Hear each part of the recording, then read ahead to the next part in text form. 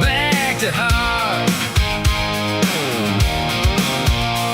Sun still rising on a worn-out town, paint peeling off them old brick signs. Folks work hard, keep their heads down, trying to hold on to better times. Used to leave your door unlocked at night. Now everybody's got a camera on. Still got faith if we get it right, we can fix what's gone wrong. Ain't about talk, ain't about show.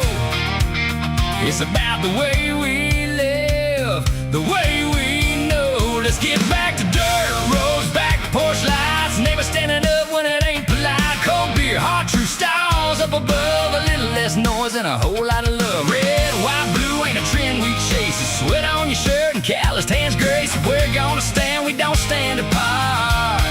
We gotta get back to heart.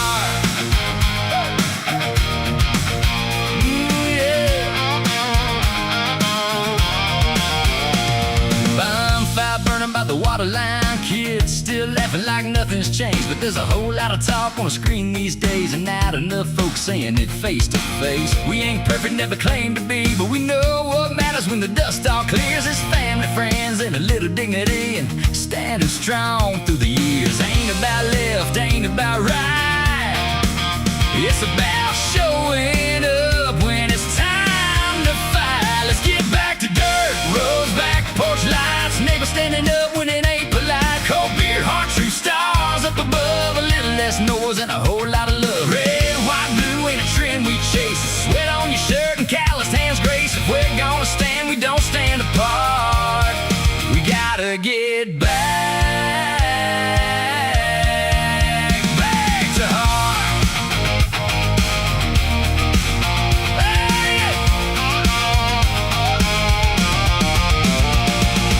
Ain't no filter, ain't no spin. Just who we are and where we've been. If you fall down, we pull you up. That's the kind of country built on us. Let's get back to dirt roads, back porch lights. Neighbors standing up, yeah, ready to fight. Cold beer, heart true stars up above. A little less talk and a whole lot of love. Red, white, blue ain't a flag you fold. It's a way of life and a code we hold. If we're gonna stand, we don't stand apart. We gotta get back,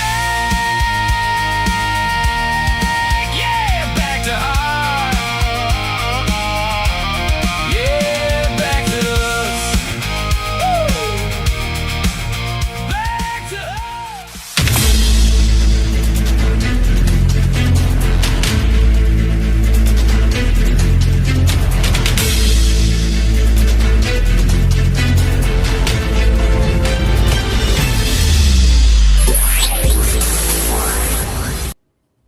Good afternoon and welcome into Apex News Above the Noise. I am Kyle Thompson. And I'm Craig Blanton. Craig, we are joined today. It is our pleasure to start a story off here right in our backyard here in Frankfort. Joining us is the head baseball coach of the Kentucky State University Thoroughbreds, Coach Robert Henry. Coach Rob Henry, welcome to the show tonight. Thank you, guys. Appreciate you having me tonight. Coach, you have been at the helm of KSU baseball now going on, just finished your 14th season by any measure. You are the face of Thoroughbred baseball.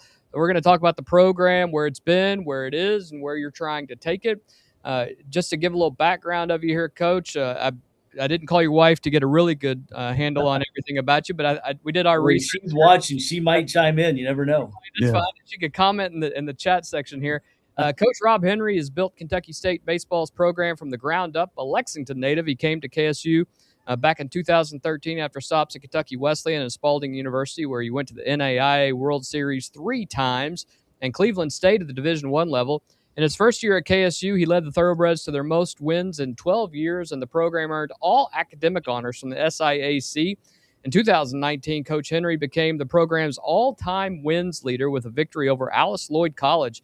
That same year, he earned his 100th career coaching win and was named HBCU Small College Coach of the Year by Black College Nines. Then just 2 years ago, in March of 2024, he notched his 200th career victory, a 17-14 thriller over Morehouse. He was recently named to the Black College World Series coaching staff, a true testament, Coach, to how respected you are across HBCU baseball nationally.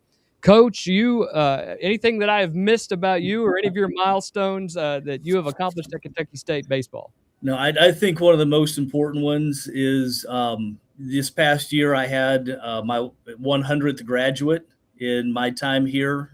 So I've had over 100 seniors finish their playing time and graduate with degrees from Kentucky State. That's phenomenal. I think that's as important as anything else. Absolutely. I mean, our young men are graduating. They're going out in their community, some of them local, some of them out of state. I mean, some of them even international, and, going and doing wonderful things here. And I got a chance to be a small part of their story. So that's important to me as well. We recognize them. Coach, you've talked a little bit about off the field, which is absolutely important. Student athlete, the word student Mhm. athlete these days, as some people say, is a bit of a misnomer, but not at Kentucky State University. You guys pride yourselves on the fact that you are student athletes. Tell us a little bit about the 2026 season, how it went, where you Mhm. see you all going in the future, and what the progress means to Kentucky State University at this point. Sure. First thing, we had to rebuild from a really poor 2025 season.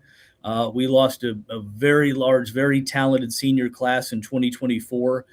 So the 2025 season was a big step back for us on the field. So this past year, we had to bring in a lot of new players, a lot of new faces, and it took a little while for us to gel. We started the year off 0-16, started off the year 0-10 in conference, and then bounced back, had a nice walk-off win against Miles College, one of our rivals, and then beat them in the third game of the series, and that kind of put us on our way.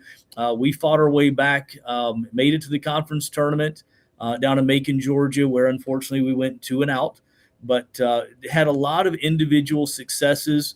Ryan Campbell, senior outfielder, was named first team all conference and second team all region. I think he had 11 home runs and about 50 RBIs. Just had a phenomenal season for us. Had several other young men, really across the board, who had some really good seasons. We just didn't pitch well enough. That was the big thing for us. I mean, we scored 8.5 runs a game. We led the country in stolen bases per game.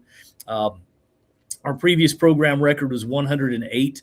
And this year we stole 223. So if that Wow, gives you an idea of, that's quite in 49 games, we stole over 4 bases a game. So it may not sound a lot, but when you look at baseball, is how it's played. That's pretty uncommon these days because most teams, have a tendency to sit back and play for extra base hits. And our style is a lot more based around speed and stealing bases and creating scoring opportunities that way. So there were a lot of really good individual performances. We didn't finish how we wanted to as a team, but it was a nice bounce back from a disappointing 2025, and the future certainly looks bright moving forward. Coach, KSU baseball had a bit of a harrowing moment in early 2023 when a severe Yes. windstorm. I think everybody can remember in the spring of 2023 the storm that we received here Mhm. in Franklin County area essentially destroyed Alumni Field and rendered it unplayable. The program launched a quote return to play fundraising campaign and has since made major upgrades. You have a Mhm. board in. You're in the process of getting it installed, upgraded turf, infield resurfacing, rebuilt pitching mound. What does Mhm. it mean to your players to have a first class home, and what are some of the upgrades you're looking to do in the near future? Well, I mean, it's everybody wants to have facilities in a place that they can be proud of, a place that they can call home, a place that whether it's their families, their friends, that they respect and they appreciate coming out to every day. So that's a big part of what we're doing in trying to get our field renovated and back up to playing conditions again. We've worked very hard at renovating the infield last summer, putting down turf at home plate, doing some things to make it more playable. So, we don't have as many rainouts. It's a safer playing surface. It's a nicer playing surface. So we're working on those things. But, the big ask for us, I should say, the big step for us is going to be renovating the infrastructure when it comes to the dugouts and the backstop and the perimeter fencing. Those are the big steps that need to happen next. We've been talking with contractors, people in the community who are interested. But what we want to do is we want to bring that facility up to college playing standards. We can practice on it now. It's okay to do that. The playing surface itself, it's fine, but it's that surrounding infrastructure that needs to be upgraded, and that's what we're working for right now is getting that upgraded. I do know that, and one of the reasons that Craig reached out, and I think you guys have been talking back and forth. And by the way, we're all big fans of Kentucky State. We've said many times that as Kentucky State University progresses, so does Frankfurt, and we are excited about the great football program that they're building up there, but Yeah. also the basketball and the baseball program. And you guys do play an exciting brand of baseball, and you featured a bunch of local kids in the past, and I know you Mhm. want to continue that process as well. Yes. Um, but it's my understanding that you guys are in the process of discussing naming rights for Alumni Correct. Field, what used to be Alumni Field, or will still Well, be an field. alumni field is actually it's sort of the name of both the football and the baseball field since they're right there next to each other. But yeah, I mean, we've talked about things like naming rights for the press box, the storage building that's out there, the new dugouts. We've had a brick campaign where people can get commemorative bricks. All of that is on our fundraising page, which is connected to our website. So there's information about those things. So there's all sorts of opportunities from small dollar amounts all the way up to, if somebody wanted to put their name or their corporation's name on the field, we've got all sorts of different sponsorship packages. To me, the big thing is getting awareness out there and getting people to understand it's not just for Kentucky State University. When our field was playable, we hosted summer tournaments. We've been asked to host summer collegiate games during the summers. There's the local Commonwealth, the Commonwealth Collegiate Baseball League has asked us about hosting games here. So it's not just for Kentucky State; it's for Frankfurt as a whole, and that's how we want to create this. This campaign, I guess, is more about it. It's for Frankfurt. It's about bringing people to Frankfurt. You've got great high school baseball here with Frankfurt, Franklin County, and Western Hills, and we want to be good partners with them as well. And if we have a playable facility that's nice and it's also a draw, then I think that helps everybody out in the community. I know you all have your annual first pitch dinner. This year, Mhm. it got postponed because you Correct. once again weather affected you guys. Yes. Unfortunately, Yes. big snowstorm came along, but it sounds like JT Riddle, local baseball Mhm. coach at Franklin County High School and graduate of Western Hills, and also Yes. Austin Kearns and maybe Mhm. T-Bone Shelby, the great T-Bone Shelby, yeah. Lexington native, but also Los Angeles Dodger and all over the MLB. And those Yes. guys, you guys are planning on having them come back and speak at that event and be present at that event as well? Yes, yes, that is the plan. Now, obviously, that's all contingent upon their schedules and their availability, but that would be the plan is to bring them back. I mean, they're all three phenomenal representatives of baseball from the state of Kentucky. I mean, the Shelby family is one of the first families of baseball in the entire Really is. state. Austin Kearns. I remember Austin. I was just starting out coaching, and I remember seeing him playing for Lafayette High School. I remember seeing him at a showcase throwing 95 miles an hour. Scary. And he didn't even play pro ball as a pitcher. He was an Right. outfielder, and obviously JT Riddle. I believe All American at UK, Kentucky, Mr. Baseball. Multiple stints in the major leagues. I mean, you're talking about three of the best representatives the state of Kentucky has to offer when it comes to baseball, and the opportunity to have them at our first pitch dinner, along with prior guests, Doug Flynn last year, and a couple of years before that was Nick Mingione from UK and Dan McDonald from the University of Louisville. So. A lot of people from the community want to support this project and want to get it moving forward. So we're just trying to get more representation out there and more information about what we're doing here because it is a worthy cause and definitely help the city of Frankfurt. Well, Rob, I've been associated with you and KSU baseball for quite a few years now. Absolutely. Yeah, and write a check every year to donate to the KSU baseball team, and Absolutely. a lot. There you go, and a lot of thank you. Program brought to you by Da Vinci's Pizza. Yeah, a lot of what we've done is I've had a lot of the baseball players, not any lately. Mhm. I've had a lot of baseball players work for me as local small business owners. Mhm. Do the small business owners, do they reach out to KSU, or do you reach out to them and say, hey, can you help this player out like we did Mhm. with Cameron Starks, one of my favorites? Oh, yeah. That absolutely knocked the cover off a ball. And I still stay in touch with him periodically. I About love once that. every 6 months. Yeah. Cam is great. A great story about Cam. And it's funny now. It wasn't funny at the time, but he nearly wiped out an umpire during one of our games. I remember running out there convinced that umpire might be dead because the other team was playing the infield in, and Cameron hit a line drive, and I turned expecting it to go to the outfield, and it wasn't in the outfield. I looked back, and this poor umpire is lying laid out face down on the infield. Cam had just smoked him. I think hit him in the chest with a line drive and probably knocked more than the wind out of him, but fortunately he was okay. So happy ending to that story. But yeah, Cam could absolutely knock the cover off of baseball. Yeah, Cam was a 6 great foot young man. Yeah, he was a 6 foot LeBron James when LeBron James had the knobs on his shoulders and everything. And if the pitch was over his head, he would hit it 450 feet. I mean, he was just great. But the small businesses, what could they do to help out KSU baseball? We've got some connections with some small businesses here in town, and I don't know if it's okay to mention them or not, so I'll hold off. Sure. Okay. Dan Liebman at Stack's Barbecue, they've been great partners. The people over at Jimmy John's, they do a phenomenal job helping us out. We've been involved with Capitol Plaza Hotel, so Fazoli's a while back, Chili's. There's several small businesses that have helped out and been involved.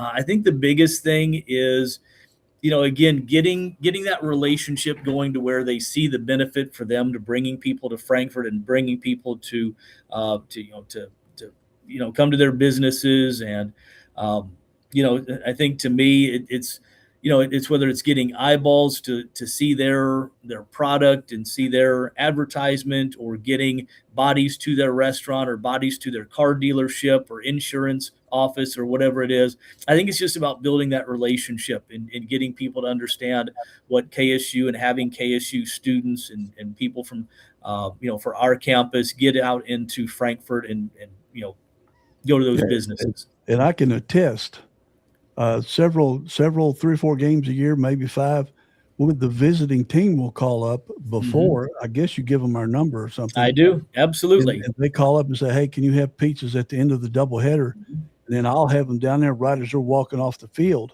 Yeah. And so, just from me to you personally, we appreciate that. And, I played Babe Ruth at KSU many, many decades ago. So I know that field well. And were you any good? Huh? Were you any good? No, I couldn't barely hit the ball at all. But you're honest. I like the honesty, Craig. Yeah, wrong. In baseball, you don't have to be honest. You can just say I can lie. It's been 50 years. I can lie. What the heck? Right. But it was you called and asked for help on a few other things, just little minor stuff that just through your connections, you reached out, or through my connections, we would get the side of that hill mowed that one time you won. Oh, I remember that. Yeah. Yeah. You said, hey man, I got to get this cut and I can't get it done. And my nephew, or my second cousin, he played baseball there, played catcher there. So I've got a lot of ties to that, plus with Gary Stratton, with the business college. And so we support Kyle and I, and me and my business, we support KSU hard, and it always helps, like in the situation where those bleachers were twisted up into a knot after that windstorm. Yeah. That was a lot of money. Yeah. And then, I was out there on the field when that happened. Oh, no, you didn't tell me that. Yeah. I was out there in the first base dugout. I was desperately trying to pull the tarp back on the field. That didn't work. Because we were playing Savannah State the next day. They were on their way up.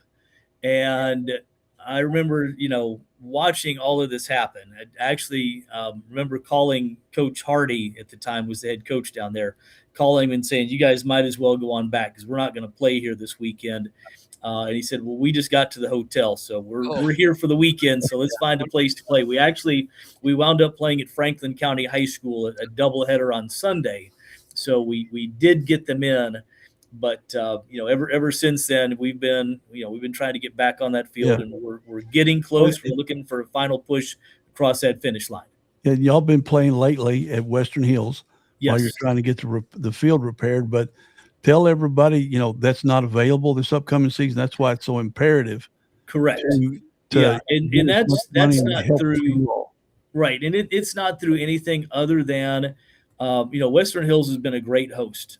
Coach Martin and his staff and boosters and everybody have welcomed us with open arms. They come out and watch our games. The middle school kids, they were out there. One game we won with a walk-off grand slam by Cam McDonald against Morehouse. And the middle school team was playing a game right after us, so they were out there watching. But it became a matter of when, we'll have 6 weekends at home. And, when you're taking away 6 weekends that we have to play on it and their high school team and their middle school teams aren't able to use it and not able to practice on it, it just got to the point where it was just too much. We were having to use it too much. They weren't getting to use it enough. So, certainly no ill will or anything like that. No. It just became a matter of time and, time for us to get back on our field and time for them to be able to have full run of their field. So that's what's prompted this situation. So we need to get back on our field. I'm sure that we will, but we want to get some local help because we are Frankfurt's university. Well, and it helps out from a broader scale, not just having your own ball games there, but college tournaments, but also with Kentucky or in Franklin County and Frankfurt really focusing on sports tourism, to have an extra field that is a regulation college field that can be used for high school and upper levels of travel ball would be a great asset. And I think a lot of people don't realize what it means to have that extra ability to have an extra game being played around the city, and it allows people to see other parts of the city as well and see Frankfurt's university and come on there and it's also a great recruiting tool for you as well. Absolutely. And one of the best things about us is our geography. I mean, we're between Lexington and Louisville, and you start getting travel organizations from Lexington, Louisville playing each other in Frankfurt. You're going to bring in people. Again, you mentioned tourism dollars. You're going to bring in people to stay in hotels. You're going to bring in people to shop, people to eat.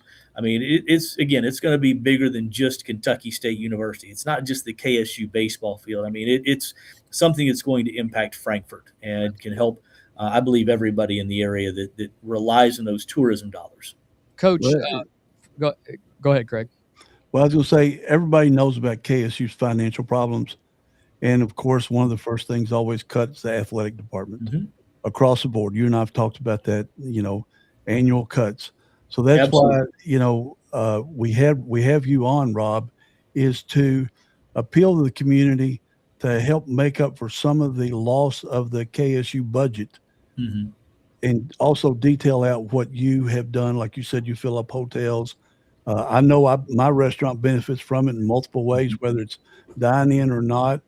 And then I've met many parents of the recruits. They've come up there after their meeting with you and everything and get to know them and then develop a relationship after the fact with their parents, with the baseball team and the girls softball team. I've had a lot of them work for me and got to know their parents. So it shows that KSU is Frankfurt University.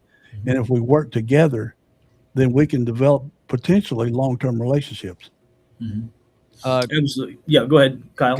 Coach, on that, for any businesses or Frankfurt area individuals who might want to be part of something special that's going on at K-State, whether it's the naming right partner or just helping out as a team sponsor or in any way helping out, how can they get involved? How do they get in contact with you? What's the best way to get a hold of you or anyone at the athletic department to make that happen? Okay. So, my athletic director's name is Grant Stepp. And his email address is on our website in the staff directory, grant.stepp, STEPP, @kysu.edu. My email address is robert.henry@kysu.edu, and my office phone number is there. My cell phone number, for what it's worth, if anybody really wanted to reach out and not prank call me, is 216-212-8482. So if somebody was really interested and invested in that, could reach out to me directly because look, at the end of the day, we are an educational institution. Absolutely. I mean, Kentucky State University is in the business of educating young men and young women to send them out into the world. But what I'll say is our student athletes get a great education, not just in the classroom, but out of the classroom as well. I'll give you an example. Did either of you watch the Kentucky-West Virginia games the last 2 nights? Yeah. Yes. Let me ask you this. What kind of education do you think some of those young men got when everybody was watching their failures and successes on TV, on social media? That's not something you replicate in a classroom very easily. That's correct. And so the resilience that it takes, and you have to perform on stage like that, you don't do that in a classroom. And that's in no way to diminish what happens in a classroom. It doesn't diminish what our professors do. They do a phenomenal job with our students. But I think there's also an educational component that's lost when it comes to athletics too. It's not just about whether or not you can put a ball through a hoop, kick a ball through goalposts, or hit a baseball or throw a baseball 90 miles an hour. It's about what you do with those skills and what it means for you when you move on later in life as well too. And I know our student athletes are well prepared for life after what they go through with us. Yeah, they carry the competition that they had in high school and college into the business world. Mm-hmm. Absolutely. You try your hardest. You might not be the best in the country, but you try your hardest. And then when you open a business, then you want to be the best. Mm-hmm. And you already got the skills to learn how to be the best. You were taught by good coaches. And then when you go into your business, you say, hey, if I'm going to open one, I'm going to be the best of what I do. Right. Absolutely. And you learn that from competition. And everything in my life, everything's a competition. Doesn't matter what it is. Mm-hmm. I always strive to be the best. I might not make it. And I know Cameron Stark and we talked about that all the time. And Jatan, that was a shortstop on the girls. So we talked about competition, carrying it forward into the rest of their life and their business careers. Mm-hmm. Absolutely. Well, not only that, but some of those businesses are going to fail. So what are you going to do when they do? You're going to have to get back up. And you're going to have to do something else. And I think that's what athletics really does a great job of teaching. It forces you to do that. And it's just like, the kids from Kentucky last night, disappointing losses on back-to-back nights. Those kids are going to get back up. They're going to bounce back again. Yep. And it's tough in the moment when it happens. But, they'll be tougher for it. They'll have more of an edge to them and may be able to handle a little bit more that life has to throw their way, later on once the nature of the emotion is worn off. They're going to be a little bit tougher for it. I agree. Yeah, agree 100%. You learn through adversity. Absolutely. You learn winning for sure, but when things go the other way, you learn from that too. Yep, absolutely. Like you said, competitiveness, the discipline that it takes to do it, and the ability to go to work and shut out the noise when you know that everybody's watching and everybody's talking about you and everybody's got an opinion. And, to be able to go and do what those kids did and play as well as they did against a great opponent, a great environment, that's another component of education. That's another layer of education that our student athletes get that the average student just doesn't get. Yep. Coach Robert Henry, head baseball coach of the Kentucky State University Thoroughbreds. Coach, we appreciate your time today. We are rooting for you and your guys. Come back and see us anytime. All right. I appreciate that. Thank you so much, guys. Have a good night. All right. I'll see you soon. All right. Thank you all. Appreciate it. Bye-bye. All right. That was great, Craig. Thanks for coordinating that and make that happen. And we will assuredly check back in with him. I talk to him probably every couple of weeks. Yeah, well, he's a good one to know. Yeah. We have a ton of stories tonight, obviously, as we always do, and we will get right into those right now. The first one tonight is kind of interesting. Tonight we begin overseas with major developments involving one of NATO's easternmost members. The government of Romania has announced that while it has no intention of directly entering into the growing Middle East conflict, it will continue allowing the United States military to utilize Romanian bases and military infrastructure in support of ongoing operations. Romanian officials have emphasized that their role remains logistical and defensive rather than combat-oriented. Earlier this year, Romania approved U.S. requests to station refueling aircraft, surveillance assets, communications equipment, and support personnel at several Romanian military facilities to aid operations tied in the Iran conflict. That decision is becoming even more significant tonight as Romania simultaneously finds itself facing an escalating security crisis much closer to home. Just days ago, a Russian drone crossed into Romanian airspace and slammed into a residential apartment building in the city of Galati near the Ukrainian border. 2 civilians were injured, making it one of the most serious spillover incidents from the Ukrainian war to impact a NATO member state. Romanian authorities scrambled fighter jets, but were unable to intercept the drone before impact.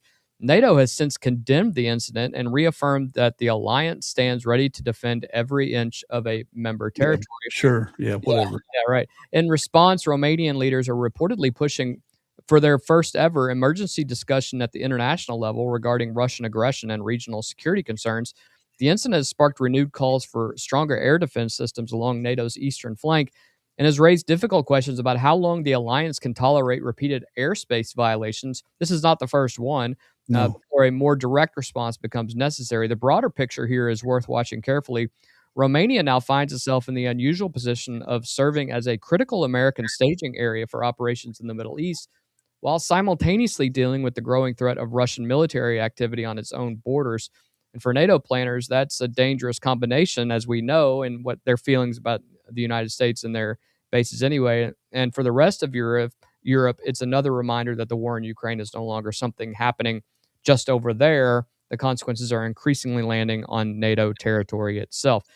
Craig, as we've seen the escalations in Ukraine continue, and we're now seeing the spillover in Ukraine, Bulgaria, and even some concerns that Polish airspace has been violated at least once. Where do you see this escalation growing? And as you said, NATO's never going to do anything about it. They're not going to do a thing. They're just going to talk and condemn, and words don't mean nothing in that situation. Russia has violated Romania's airspace many, many times. Yep. You got to really be watching the war to see the amount they do it. And just to describe, there's video of it. There's video. I could have got you the video of that drone striking the top of that building. Yeah. I mean, and people need to understand these drones are not like a hobby drone, like I fly. Oh, no. These suckers are like big as a single engine Cessna. Yeah. These things are huge. You can easily spot them in there. They're slow moving. That's why if they had scrambled their jets, they could have shot it down. It wouldn't have been a problem. But Russia, they don't care, obviously, or they wouldn't be killing 1 million of their own people so far. But NATO is going to do nothing but threaten. That's why we put 5,000 troops in Poland, because Poland's concerned with what Russia's going to do over there. And I don't think I no longer think Russia can defeat Ukraine. Ukraine, that grain farmer army has held back supposedly the second most powerful military on the planet, but has proven that that's not true. And if I'm their prime minister, Zelensky. I'm going on. So what's his name? Zelensky. Yeah, I was getting mixed up somebody else. That's all right. Man, I'd be attacking Russia. He's on the move. And if Russia didn't have nukes, I think Ukraine could go on and take over Russia. Well, the citizens they're so tired of this stuff. Yeah, and I think now that they're seeing the drone strikes inside of Moscow and the surrounding area, I think people are, for the first time, seeing how bad things are going. Mm-hmm. Because again, Russia is run by state TV. They don't know the people don't know all what is actually happening, and I think that's a major problem in a situation like this. Staying in that area, the concerns surrounding Romania's recent drone strike are only being amplified by new intelligence assessments suggesting that Russia may be preparing a major summer offensive inside Ukraine. According to multiple Western intelligence reports and battlefield analysts, Russian forces have been steadily building reserves, increasing their drone production and stockpiling munitions, and repositioning troops along key sectors of the front line. The primary focus appears to be Ukraine's heavily fortified defensive positions in the Donetsk region, where Moscow has spent months attempting to grind forward despite enormous losses and gaining very, very little. They're gaining by feet. Yeah, exactly, by feet. Yeah. Ukrainian officials now believe the Kremlin's objective is clear: to seize as much territory as possible during the summer fighting season before any serious peace negotiations can begin, while the United States is essentially hampered by what's happening in the Middle East. President Zelensky has also warned that Russia may be preparing another wave of large-scale missile and drone attacks targeting Ukrainian cities, including Kyiv and critical infrastructure. I don't know how there's much infrastructure left, but those warnings come after recent barrages involving hundreds of drones and dozens of missiles in what some analysts describe as among the largest coordinated attacks of the war. But despite the growing concerns, there is another side to this story. Recent battlefield assessments suggest Russian gains have actually slowed considerably compared to expectations, and in several sectors, Ukrainian forces have successfully counterattacked and are primarily handling their own counter initiatives at this point as we go into the summer months. You and I, Craig, we share videos back and forth of some of this Russian stuff, and these Russian guys, their lifespan is about 72 hours on the front line. Yeah, it's nothing. And as soon as these drones see these things, they're like kamikaze drones. They just go in and they kill them instantly. It's totally different type of warfare than what we were used to even 20 years ago. It's future warfare. It's future warfare. They've also got armed robots that look like dogs. Yeah, that they're sending in there. Russia's no longer sending drones to Iran, so they're obviously building up for something, and that's what they've when they cross Romania, trying to go in and bomb Kyiv. They go through a Romanian airspace. They have to make that attack. Yeah, and they've been, I think, in Poland. They've had one fly off. It lost its direction or its GPS coordinates, whatever, and landed in Poland, exploded, didn't hurt anybody. But Russia is they're running out of men. They've cleared out their prisons. They've cleared out all the bums off the street. If they got, I don't even know if they got any, but they're essentially kidnapping. They're getting kids, literally driving up in a pickup truck and grabbing them. 15, 16-year-olds. Yep.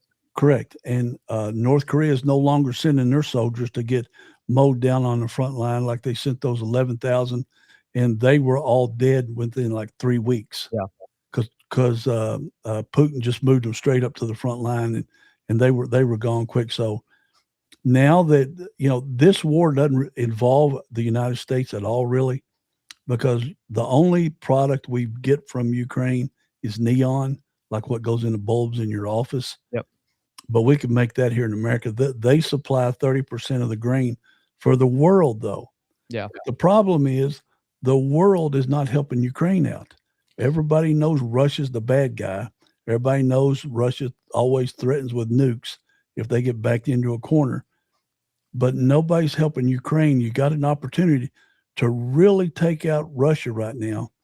But the 192 countries in the UN, they're not doing nothing but talk. Everybody wants peace deals. Well, man, go on and take him out. Yeah. Well, take Putin out and change Russia. I will tell you that while we're not all that concerned about how it affects our economy, Romania, being a place, it's dealing with Russian drones crossing into its territory while simultaneously serving as a staging area for American military operations. That's when stuff starts to get kind of tense, because you start sending drones over and they accidentally hit an American munitions site or staging area. Right. And by accidentally, I mean accidentally. It could happen because they fly off course all the time. All the time. And we want to be clear, while there's no intelligence currently suggesting that Russia is preparing to attack a NATO member directly, military planners throughout Europe are watching closely to see whether this summer offensive represents the beginning of a new phase of the war, or perhaps the final major gamble of Vladimir Putin's campaign or even presidency. But I can say one thing is for sure, and I think you'll agree with me to this: the next few months could reshape the future of Eastern Europe for a long time. Well, and remember this, just recently, within the last 10 days probably, the U.S. military says, hey, we're backing out of providing all these various protections that NATO, that we've been providing to NATO, because these countries refuse to arm up themselves. And when they don't arm up themselves, they depend on the United States to do it. That's costing American taxpayer dollars, and that's why our military budget's going to be $1.5 trillion. That's not to protect America. That's to protect the world. The rest of the world. And so we're suffering because we're out there protecting the world, and the world's not stepping up. You hear people talk about they get free university, free college over there. They get free medical. They get free all this other stuff. Well, of course they do, because they have no military. We could send some Boy Scout troops over there with BB guns to take over half the countries. Yeah, it's that weak. If you look in Jane's military, Yeah. You would be amazed at how small the military is in all of these countries. Well, just the fact that we had to get NATO to start spending just 5% of their total GDP. Just to get them. Just to get to 2, right? But the agreement was that they were going to put 5 in. Yeah, but when it started, when it started, everybody's supposed to kick up 2% of their GDP in their own military munitions. Right. But only a couple of countries, up to Trump's first term, only a couple of countries had met that obligation. Trump comes in and says, boys, line it up, get in there with your 2%, or we're out. So all the countries but a couple met that guideline. Trump comes in on a second term and says, let's get it up to 5%. And that's when Spain said no. And there were other countries that have stepped up, but I'd say without checking, half of them have not, because they're always dependent on the U.S. military to protect them. Yeah. And they're not helping us a lick. No, they're not giving us in the Iranian conflict, not a lick. And, and you see the condition of, you sent me a text today. Yeah. About what's going on in London. My goodness. I'll tell you what, we'll talk about that tomorrow, because we want to see what else, develops overnight. But right now, London is a powder keg, and it is for any of our friends and U.S. citizens and those friends of ours that we have overseas. Be careful in England and in the British Isles right now. It is Great Britain in general, except Ireland. They ain't gonna mess around in Ireland. No. From the battlefields to the political battles, things are getting a little more intense this afternoon. And nowhere is that becoming more evident than in the latest developments surrounding the race for control of Washington heading into 2028. While much of the national attention remains focused on international events, a different kind of battles taken on today. And voters in 6 states are heading to the polls in a series of primary and special elections that, while smaller in scale than a presidential election, could provide clues about the political landscape heading into 2028. Among the states drawing the most attention are Iowa, New Jersey, and California. In Iowa, political observers are watching closely to see whether Republican voters continue to align with the populist America First movement that has dominated the party in recent years and recent weeks, in which Trump is 118, 119 and 0 or something like that. Yeah. Or whether more traditional conservative candidates begin showing signs of renewed strength. I don't think that's going to happen.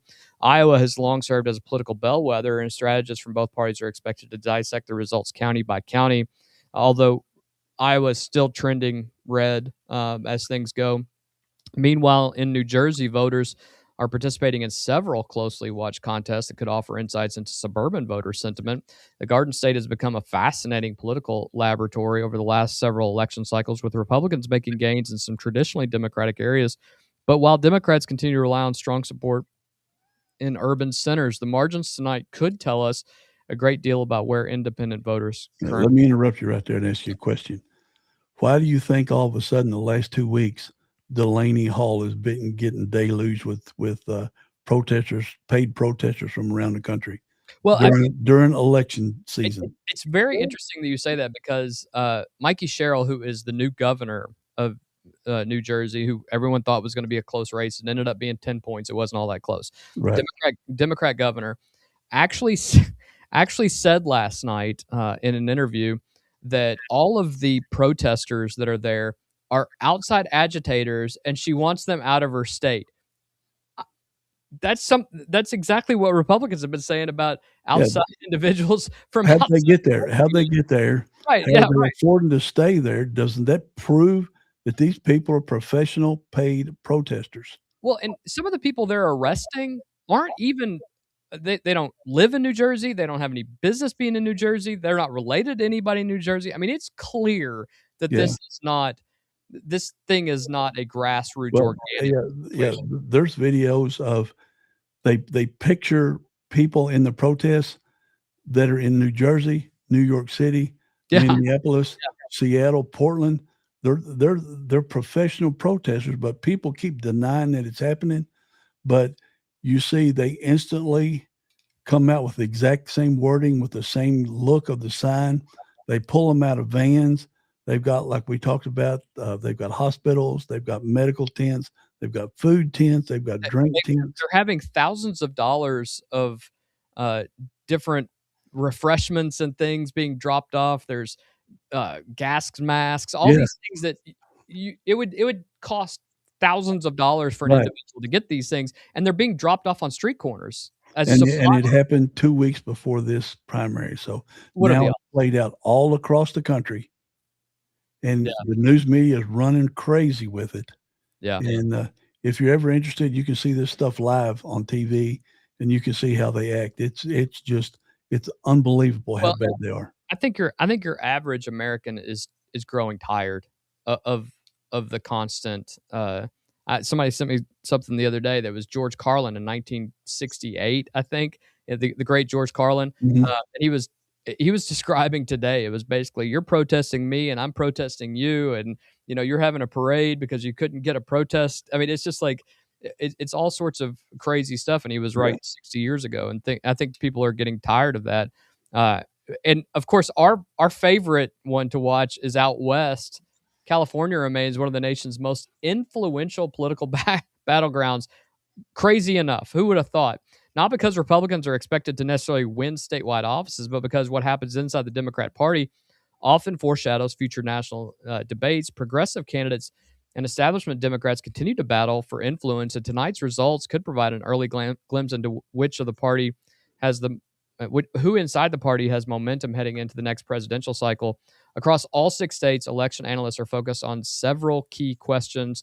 Are voters prioritizing economic issues over cultural issues? And how motivated are each party's respective bases? And perhaps most importantly, are we beginning to see the emergence of the political coalitions?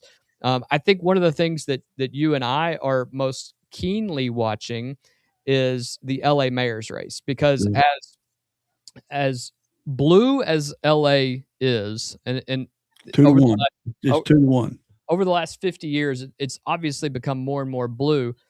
People are tired of what has happened since the Palisades fire, but really what has happened before that in LA. It is a scary place to be, and Trump, jumping all over that is an outsider, Spencer Pratt, former reality star, who is essentially keying on these issues, and some of his videos have been quite entertaining. Here's his more traditional ad that's being played mostly on the West Coast, and I will play that right now. This is where Mayor Bass lives. You notice something? Or here, where Nithya Raman's $3 million mansion sits. They don't have to live in the mess they've created where you live. This is where I live. They let my home burn down. I know what the consequences of failed leadership are. That's why I'm running for mayor. For my sons and the rest of us Angelinos that want to stop these corrupt politicians from destroying our city. We are going to get the golden age of Los Angeles back. I mean, that's good. I got to admit. That's one of many. Yeah. It is. And I'm going to play another one here in a second. That's the traditional one that he has played, but he has also leaned fully into the AI campaign ads. And 3 months ago, when I heard Spencer Pratt was running for mayor, I thought, what a joke. This is what we can offer. Now, watching Spencer Pratt and him understanding what the people need, and him going to the streets and talking to people, I'm even more impressed. Here's another one of his. I'm Karen Bass, and I'm running on my accomplishments. Los Angeles on fire, mayor nowhere to be found. We were so prepared for wildfires. I didn't even have to be in the country when the town burned. I've addressed the homeless problem. Now, most of them won't stab you as long as you don't make eye contact. Our climate change policy is so strong, we've brought down energy use in the Palisades by 99%. Almost none of the needles in children's playgrounds have AIDS on them. If you like the last 4 years, you're going to love the next 4. Vote Bass. I mean, those are great. And there might be some humor in them, but there's a lot of reality, a lot of facts in them too.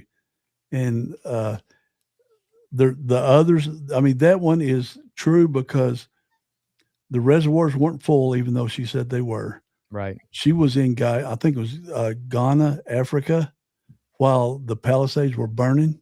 And these are not just regular neighborhood homes like in Frankfurt. These are multi-million-dollar homes, but there's people that are 70 and 80 years old that bought their house in the 50s or 60s for, 60 grand. But to replace that house and all the regulations that California puts on, it's going to cost them $3 million. Well, and So I saw Adam Carolla this morning. He said, when you buy your supplies and you have them delivered, you are no less than 3 years away because of the red tape to even just getting the permits started on the building. Right. And Trump said that he would go in there and make it take a month to get the permits and all the rigmarole that you got to go through in California, the environmental stuff. And Gavin Newsom and Mayor Bass said, no, we're not doing that. Yeah. There are people who their houses burned a year and a half ago, and they haven't even had their house inspected yet, or the area inspected yet. Right. For the geo whatever the you got to get a permit to clean up the debris. Yeah. You can't just you can't go in there and clean it up.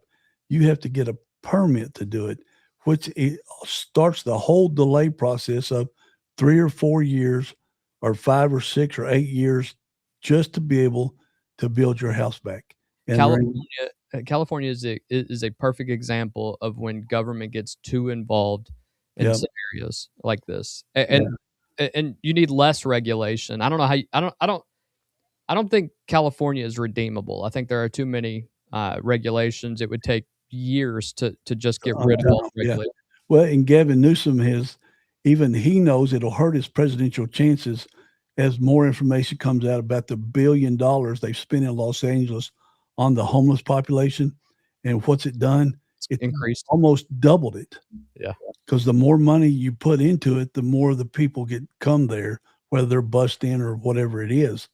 And he said that I think there's been 1,400 tiny homes been built and homeless housed in those homes for $1 billion. Yeah. And he wants to know where the money's at, not because he cares, because he obviously doesn't, because it'll hurt his presidential ambitions. Right. Because, how's he going to be able to handle big issues, on the world stage? Remember when China came to San Francisco, all of the druggy stuff on the street? Yeah, all of that was cleaned up for 2 weeks. And then as soon as China left, San Francisco was beautiful. And remember, San Francisco's got apps showing for human waste is on the sidewalk so the city can come clean it up. Well, and if you'll remember, Daniel Lurie became the mayor of San Francisco, and to his credit, a lot of people now say that he has been able to save the area because of all the work that he's done. Now, it's still not perfect, and there was decades of decline, but at least something's being done. And Daniel Lurie's no conservative, but at least there's so much to be done. Yeah. If you really want to get something done, you throw everything you got at it. Yeah. You don't just piecemeal it here, you piecemeal it there. It's like running a private business. If you got to get something done, you don't worry about all the other stuff. You got people that do that. You get what you need to get done. And that's what's wrong with government everywhere. That's why it's so much better to work for yourself than it is for government, because everything just gets dragged slower and slower. Totally agree. Speaking of Gavin Newsom, he is no longer the predicted and leading individual in the polls, and somebody that you and I know very well, Craig, has gotten the biggest bump in popularity in the last week, and that would be Andy Beshear. And I made my call in February of 2025. You did. Of 2026. 2026. That Andy is going to come up and he's going to end up being the Democrat presidential nominee. Well, the Emerson College poll that just came out, he had been polling in the 4 and 5% mark, but just over the last week, he has bumped up to 9%. Now he's still in 6th place, and doesn't matter. He's going up. And again, these are not votes. This is just support among. But as name recognition comes along, Remember who was polling in the 5% range back in 1991, 92 was an old hillbilly governor out of Arkansas. right.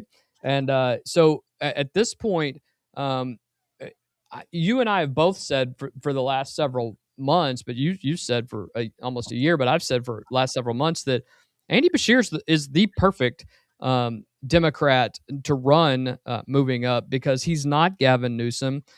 He is the Or governor J.B. Pritzker. or J.B. Pritzker. He is a Democrat governor of a very red state, which is very It's got a inviting. lot of notoriety. Yeah, a Uh, lot. he doesn't, regardless of what you believe his politics are, he doesn't say anything that is way off base. I mean, he doesn't, he hasn't had to deal with a ton of issues here. During COVID time, he did his fireside chats, which endeared him to a lot of individuals, a lot of boomers. Craig, I watched him. I watched every day, 5 o'clock. yeah. Somebody, Kenneth, you can go ahead and move on to the next slide. Kenneth, you can go ahead. Right, yeah. Everybody remembers that, right? Yeah, you got to know some of the people, and the lady that was the interpreter, the hand sign lady, I think she passed away, unfortunately. But now you're getting a scenario where Andy Bashir, and this is on WDKY, but it was actually on Fox News as well. Andy Bashir's name showing up in these. I mean, obviously Pete Buttigieg, everybody knows. Everybody knows Josh Shapiro, the governor of Pennsylvania, Gavin Newsom, and AOC, and Kamala. And then look who's there. The other sixth name is Kentucky's governor. Leave that up for a second. Yeah. Yep. I mean, look at who they are. Pete Buttigieg couldn't fix a pothole in wherever he was mayor at. It was southern Indiana. Oh yeah, it was South Bend. South Bend. Yeah, well, that's north, I guess. Yeah. But he was nicknamed Pothole Pete. Gavin Newsom runs the most failed state in America. There's videos out there that Mississippi, which was always, the least educated state in America, Mississippi's made such progress and California's gone so far behind that Mississippi's using California as an example of where they were. And California spends like 4 times per student what Mississippi does. Then you got AOC, who is just a nut job. But a lot of people don't know this. Socialist. Yeah, she got her start, or one of her first things was in Frankfort, Kentucky. I've got a couple of photos of her with citizens of Frankfort where I think they were training her on her first run for office when she knocked off the 20-term guy, Joe, whatever his name was. And now you can see she's so far radical. She wore a hijab into some meeting the other day and got smoked by her fellow Democrats. I don't understand it. And then Josh Shapiro, Kamala Harris was going to, he would have been a great VP for her, but he's Jewish and Democrats don't like Jewish people. Which is odd because majority makes no sense. Jewish folks. And so they took care of that. And then Kamala word salad Harris, that, she would talk for 35 minutes and you get nothing out of her. She, at one time, a poll a week ago or 2 weeks ago, she was leading again. Yeah. And now that she's starting to go out in public more, people remember why they remembering. That's exactly right. People are remembering. And Andy, I've said this from the beginning. If he will stop talking to the left wing base, there are so many independents registered. About a third of America is now registered independent.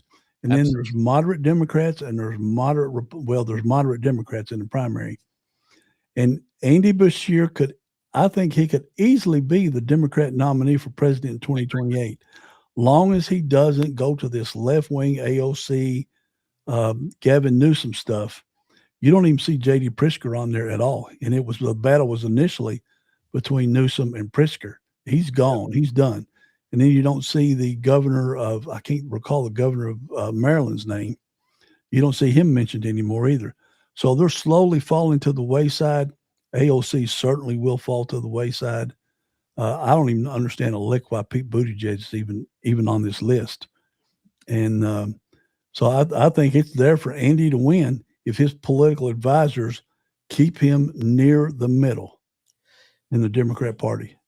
Well, he's becoming more popular nationally, even as he may be losing support locally, which is kind of interesting. You know, and the very funny thing is, Andy Bashir, who is a Democrat governor in a very Republican state, may not even win his home state based upon how Kentucky votes nationally. I know that's a weird concept, but it's actually very true the way that may happen.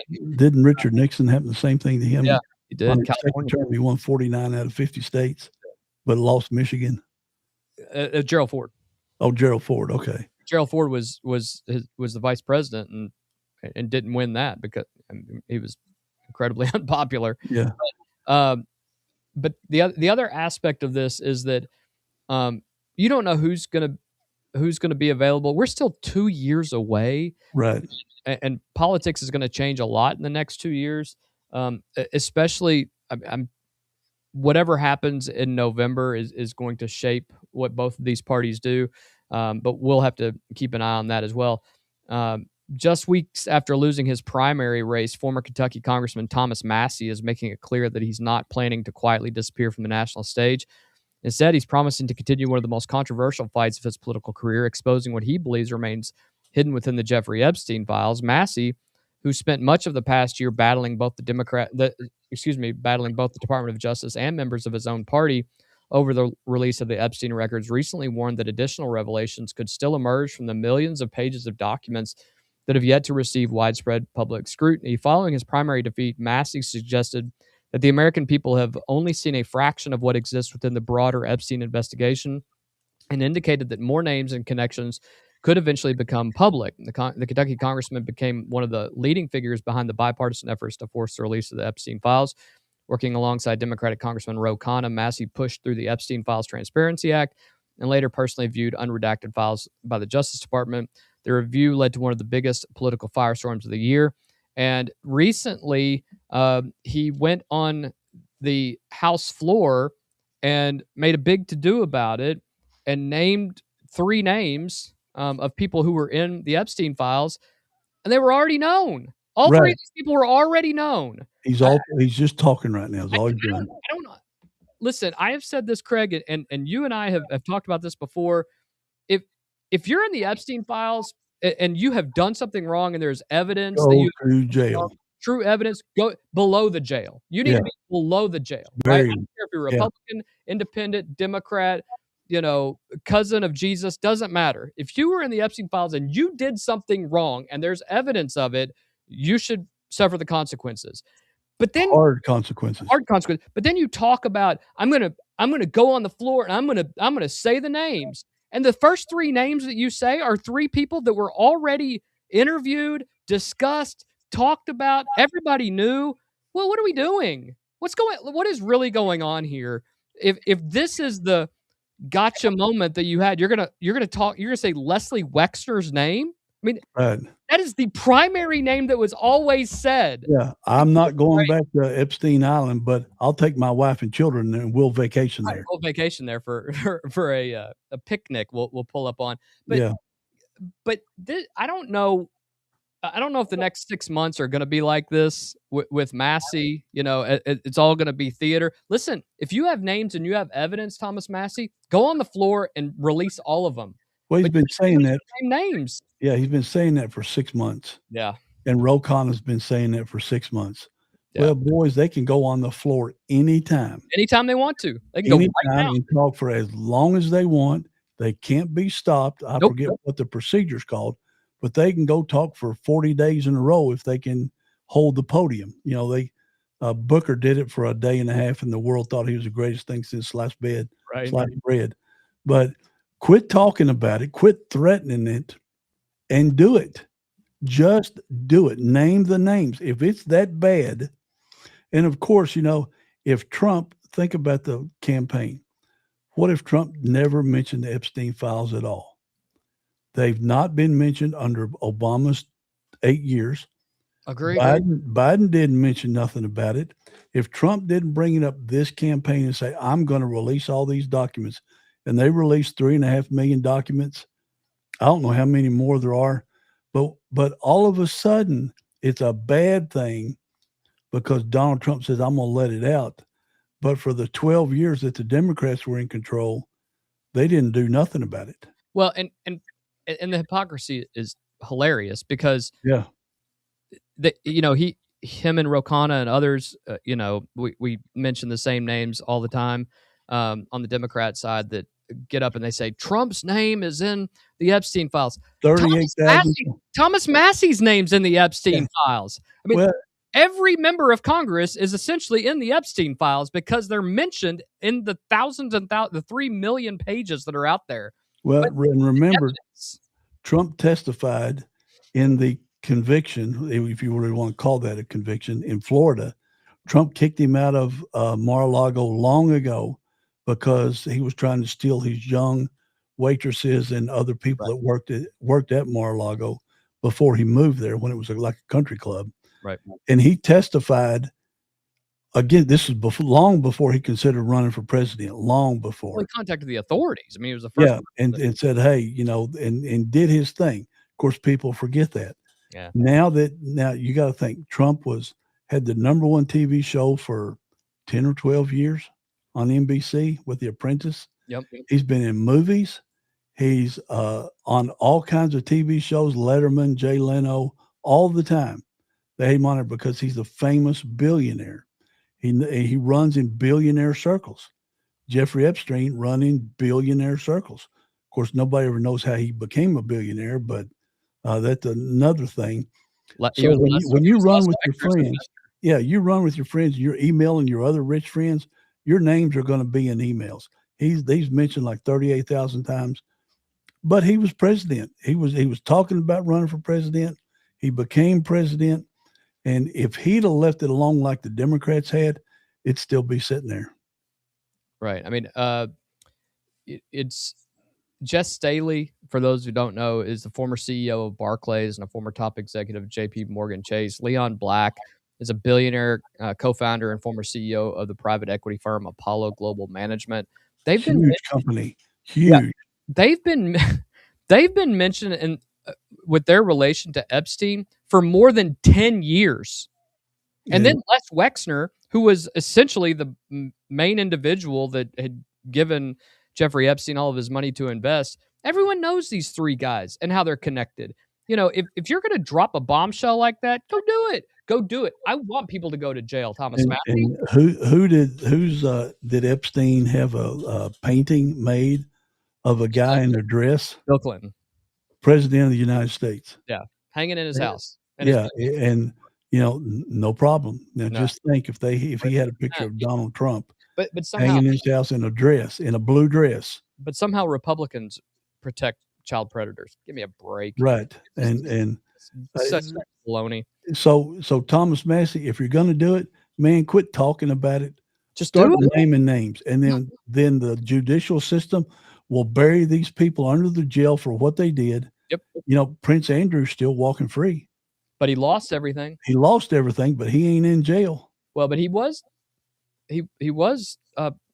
charged for abuse. But he's not in jail for what he did. He was a frequent flyer, just like Bill Clinton going to Pedo Island. I will say that Thomas Massey spent some time down with Marjorie Taylor Greene in her new villa outside of the country recently. I saw a video of that. I thought that was kind of. They're all palling around now because they lost the favor of Trump.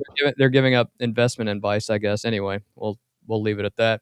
Our final story tonight takes us to. Hold up, back up one thing. That's why J.B. Pritzker's out of the presidential running, because his brother is prominently mentioned in the Epstein files. Yep. Okay, that's it. All right. Our final story tonight takes us to the great city of Tampa, Florida. My wife will be happy to hear this, where a concert by legendary rock band The Black Crowes turned into one of the most talked about cultural moments on social media in the last couple of days. The controversy began during the band's Sunday night performance when an image of the group's mascot dressed as Uncle Sam appeared on the video screen behind the stage. In response, many concert goers immediately started chanting USA, USA, which is a fairly common occurrence at sporting events and concerts and public gatherings, frankly, across the country. But what happened next caught everyone off guard. According to multiple reports and videos that have been circulating, you and I have seen both of them, lead singer Chris Robinson responded sarcastically to the crowd, thanking them for a, quote, geography lesson before adding, "I don't know what you have to be so proud of right now." The comments were immediately met with intense booing from portions of the audience. And instead of de-escalating the situation, Robinson appeared to double down. As audience members continued booing, Robinson responded by telling the crowd that, quote, some of us have real faith, and those booing the band were, quote, ignorant. Videos from the event show a tense exchange between the singer and members of the audience. But what has really fueled the story, however, are the reports that nearly half of the crowd walked out at that point, well before they even sang their big hits that they save to the end, like She Talks to Angels and other songs. Fans who identify themselves as longtime supporters of the band expressed extreme disappointment, arguing that a simple chant celebrating the country didn't warrant the response they received from the stage. Now, it's worth noting that artists have every right to express their opinion. That's part of what makes live music unique. But many observers have pointed out that this wasn't a situation where fans were protesting or disrupting the show or directing hostility towards the band. They were simply chanting USA, and that's what made the backlash so intense. For many Americans, patriotism remains one of the few things that transcends politics, whether you're Republican, Democrat. And why can't you chant USA? And if you're a Democrat, that offends you somehow. I don't understand this anymore.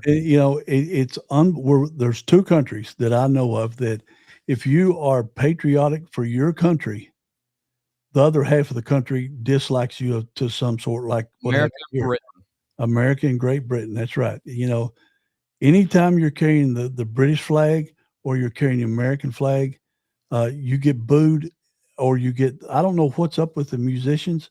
I don't follow music like you do or nothing, but I would think, he says, what's so great about America? He's standing up there singing for 2 hours. That he and making more than $1 million, probably well deserved, capitalism and everything. And he's saying, what's great about the country? Those people, probably a third or a fourth of the people saved up money for weeks or months. Yes. To come to his show to make him more millions. Yeah. And then he said, what's so great about America? You can't let him go to the Congo and see how many dollars he makes in the Congo if he can even hold the concert there. I think it's great that people have the right to say what they want. And you absolutely should be able to say what you want. Sure. But you're not free of consequence from that. The larger lesson here may be one that we've seen repeatedly in recent years. Craig, right now there's a thing called Blue Dot Flu, which means that if you go to Ticketmaster right now and you want to look at available tickets at concerts, half of these are major artists. I'm not talking about obscure. Half of the seats are empty because people aren't going to pay $150, $200 to sit in the nosebleed section anymore, because that's what Ticketmaster and all these other people are charging for these tickets. And then you go to it and you're having a good time, you're with your friends, and a USA chant breaks out, and all of a sudden you're getting scolded by a musician, by the way, who had faded out into obscurity and just recently kind of came back, because that's what happens. You're a rock star, you go away for a while, then everybody wants to hear your hits again, right? You come back out, you make a little bit more money on your reunion tours and everything. Now you're getting lectured by this guy, and when fans feel like they're being attacked by the very performers they paid $100 or more to see, right, now they have a simple way of responding, and that's to head for the exits and for the black. What I don't remember exactly what it was, but the Dixie Chicks, weren't they one of the top 5 bands in the whole country? They went to be anti-country. They went anti-America because of Bush. Is that what it was? I don't know if his dad was over football or something. No, it was President Bush. They at a concert. And then where are they at now? Yeah, and they're still doing their thing. They were and then their goat somewhere. Yeah, they're still playing, but they were protesting the other night, saying the big bands. I've heard of the big bands. I ain't heard of nothing on them other than their protest stuff. Yeah, it's weird. And for the Black Crowes, which should have been another stop of a successful tour, returning back to the limelight, has instead become a national conversation about patriotism, celebrity activism, and whether entertainers sometimes misread the audience right in front of them. And I don't know what the answer is. Yeah, if they want to do it, rock and roll, do it. Yeah, do it. Be rock and roll. It's great because you can't do it in most other countries. I'll tell you that for sure. Yeah. So more power to them. They know what they're doing. They're just running their legacy. That they are, and it doesn't have to be like that. Just No, enjoy the USA. just sing. Yeah, just sing. Give these fans some escapism from the daily drudgery that they're living through. But you have every right to say what you want. Just don't be Sure. surprised if people don't get offended and Yeah. don't want to see your concert anymore. But And that's why country music is so big. Yeah. NASCAR's making a comeback when they start chanting USA, USA. Everybody jumps in. I don't know what's wrong with what's wrong with being proud of the country you live in. I just don't understand it. I don't either. If you enjoyed tonight, for those of you who did join us, thank you for joining us tonight. It's always a pleasure to have you guys here. Make sure that you like, share, and subscribe. The podcast, we are here every weekday at 5 p.m. Craig, anything before we get out of here? No, just the elections tonight. California's, it's come out today in the LA papers that it might be a month before they get all the votes counted. This is the most highly technical state in America. It's the fourth largest economy on the planet. Silicon Valley is in California. California, they can't figure out how to count. They can't figure out how to count ballots, paper ballots, run them through a machine for up to 30 days. That is ridiculous. So conspiracy theorist people like us are going to say, well, they just need to wait and see how many votes come in for Spencer Pratt so we can print some more out and run them through at 3 o'clock in the morning when nobody's looking. Well, and homeless people were setting voting where you drop boxes. They were setting them on fire. Right. So, yeah, exactly. That did make the news. And something went on. Oh, Minneapolis, they voted by one vote to not remove dead people off the Minnesota voting rolls. That's how can you, why would you keep them on? Well, only one reason.